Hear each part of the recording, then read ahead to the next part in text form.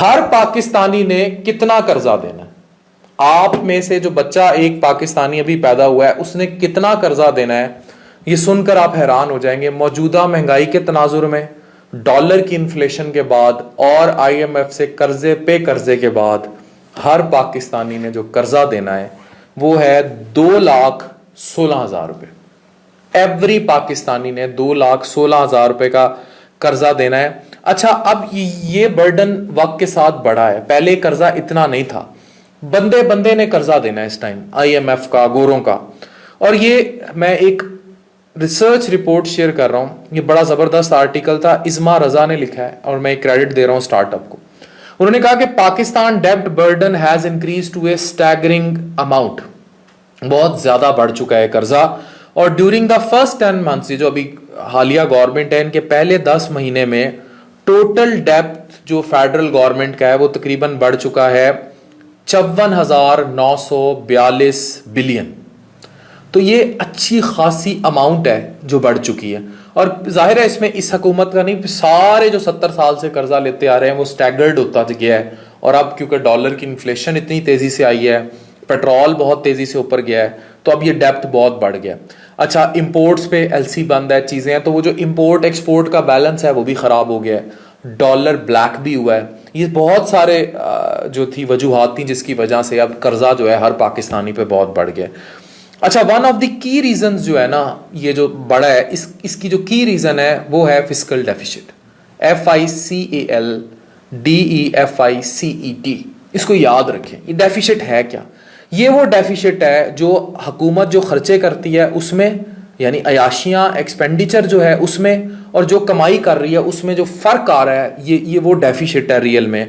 یہ persistence issue ہے، یعنی ایک پرسسٹنٹ کے ساتھ جو ایشو چل رہا ہے پاکستان میں، وہ شروع سے ہماری اکانومی کو جو تباہ کرتا آ رہا ہے وہ یہی ہے کہ غریب کے گھر فراری کھڑی ہے لیکن اس کے پاس کھانا کھانے کے بھی پیسے نہیں ہیں. یہ ایگزیکٹلی اس ٹائم ہماری گورنمنٹ کی یہ سچویشن ہے اور ہماری اکانومی کی یہ سچویشن ہے. اور اس میں government needs to focus on reducing this deficit through effective management and revenue generation. اب پرابلم یہ آ رہا ہے کہ ہم خرچے تو کر رہے ہیں، ہم ریونیو نہیں جنریٹ کر رہے. ریونیو جنریٹ ہوتا ہے جب آپ کمانے کے لیے، خرچنے کی بجائے کمانے کے لیے میئرز کرتے ہیں. اور کمانے کے لیے بہت گراس لیول پہ میئرز کی ضرورت ہوتی ہیں، جس میں آپ نے جو آپ کی افرادی قوت ہے اس کو استعمال میں لانا ہوتا ہے، ان کو اسکلفل دینا ہوتا ہے، انڈسٹری لگانی ہوتی ہے، انڈسٹری کو بڑے بڑے آپ نے اٹریکٹیو آپشنز دینی ہوتی ہیں، انویسٹمنٹ ملک میں لانی ہوتی ہے ان ادر ورڈز. اور اپنے خرچے جو آپ ایکسپینڈیچر کرتے ہیں، خریدتے چلے جاتے ہیں، وہ کم کرنا ہوتا ہے. امپورٹ ایکسپورٹ کے فرق کو کم کرنا ہوتا ہے.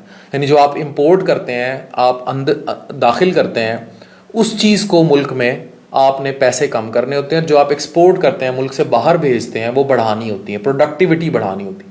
اب چائنا جو ورلڈ سپر پاور کی ریس میں داخل ہے، اس نے اپنی افرادی قوت کو اسکلفل بنایا ہے اور اسی ڈیفیسٹ کو کم کیا ہے. اور اس ڈیفیسٹ کو کم کرنے کے بعد وہ اب اس افرادی قوت کو استعمال میں لے آیا ہے کہ وہ ان کی ہیلپ کرے، امپورٹ ایکسپورٹ کا بیلنس ختم کر دیا. اب ہم ہماری چیز کہتے ہیں چائنا دی بنی ہوئی ہے. یہ صرف یہاں نہیں ہے، یہ امریکہ میں بھی چائنا کی بہت زیادہ پروڈکٹ یوز ہو رہی ہیں. انہوں نے اپنی پوری پاپولیشن کو اسکل میں کنورٹ کیا، اس اسکل کو lowest possible cost of productivity پہ لے کر آئے. آئی ٹی انڈسٹری میں بھی انقلاب لے کے آئے. ٹک ٹاک شک ٹاک سارا انہی کا ہے. جو سوشل ڈیجیٹل انڈسٹری کو بھی انہوں نے قابو کیا. انہوں نے فورن انویژن کم کی اور اس میں انہوں نے بہت بڑا بیریئر اپنی لینگویج کو یوز کیا. مطلب وہ نہیں آنے دیتے کہ باہر سے کوئی چیزیں، ایون آپ کو امیزون ڈراپ شپنگ پہ جو سستی لیبر کر کے آپ کے بچے ڈالر لا رہے ہیں نا، تو وہ اپنا اسکل بڑا سستا باہر بیچ رہے ہیں، گوروں کو بیچ رہے ہیں. ان سب کے لیے جو کام کر رہے ہیں آئی ٹی انڈسٹری میں، دس از دی اونلی سروائیول کرنٹلی جو پاکستان میں ہے. یہ سارا ابھی اے آئی کا دور آ گیا، آرٹیفیشل انٹیلیجنس کا دور آ گیا. لیکن آنے والے وقت میں یہ بھی ایک سوال کا نشان ہوگا، یا تو وہ سروائیو کرے گا جو آرٹیفیشل انٹیلیجنس جانتا ہے یا جس نے سیکھی ہے، یا وہ سروائیو کرے گا جو خود آرٹیفیشل انٹیلیجنس ہے. تیسرا کوئی بندہ 2030 40 50 کے بعد سروائیو کرتا نظر نہیں آئے گا. دس از اے پروون فیکٹ. اب آپ اس کو مان لیں یا انکار کر دیں، آپ کی مرضی ہے. لیکن this is a real time fact कि आने वाले वक्त में अब एआई का दौर है, रोबोट बात करेंगे, या तो खुद रोबोट हो या आपको रोबोट ऑपरेट करना आता हो। इन अदर वर्ड्स, या तो आप खुद चैट जीपीटी हो या आपको चैट जीपीटी पे काम आता हो। This is the world of AI. तो आपको ये चीजें करनी पड़ेंगी। अच्छा खैर, हम इस रिसर्च पे बात करते हैं मजीद कि ये किस तरह चाइना ने इसको बार लगाई और फिर उन्होंने उसको भी बाहर नहीं जाने दिया, उन्होंने खुद ही यूटिलाइज करके प्रोडक्ट बाहर की।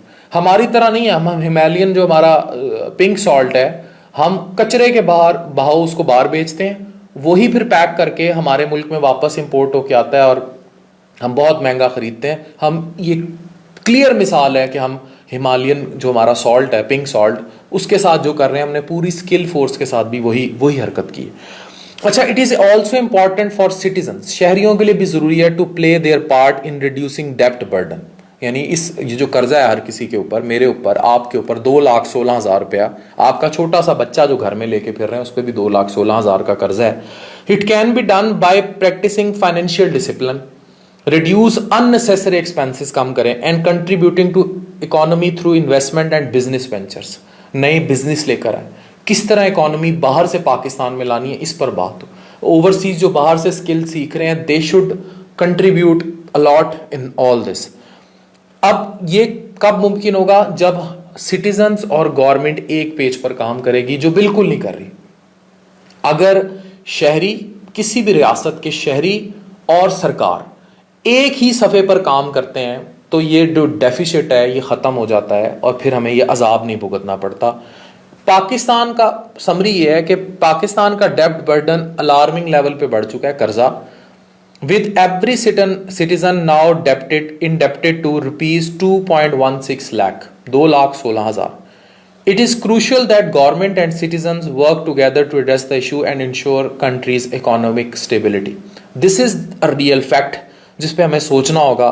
तो हर पाकिस्तानी को अगर 2,16,000 रुपया कर्जा, रे बढ़ता जाएगा, एक वक्त आएगा हमारे बच्चों पे 6-6, 7-7 लाख रुपया उनके सर पे कर्जा होगा, बंदे बंदे देते ऐसे पैसे देने। तो जब ये सारी चीजें होंगी और इकोनॉमिक स्टेबिलिटी नहीं होगी और ये सारा बर्डन होगा। अच्छा, इसमें एक और चीज बड़ी इंपॉर्टेंट है जो मैं बताना चाह रहा हूं कि इनको किसी भी तरीके गवर्नमेंट के एक्सपेंडिचर और रेवेन्यू का फर्क जो है उसको बड़ा क्लियरली खत्म करना होगा।